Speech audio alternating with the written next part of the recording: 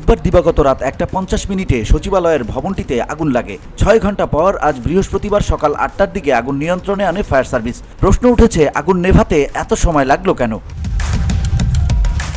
ঘটনাস্থলে গিয়ে দেখা যায় সকাল 9:30টায় 7 নম্বর ভবনের চারপাশে ছড়িয়ে ছিটিয়ে আছে জানালার ভাঙা গ্লাস। আগুনে ভবনের 6 থেকে 8 তলা পুড়েছে।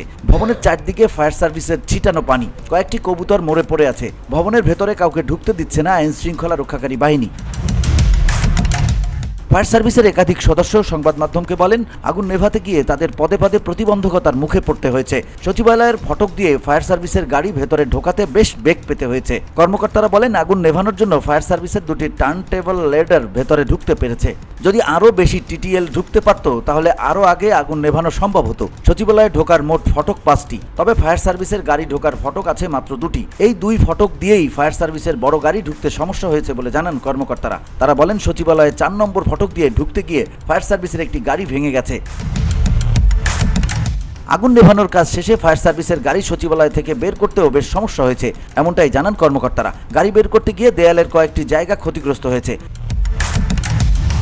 BOD Bangla news desk.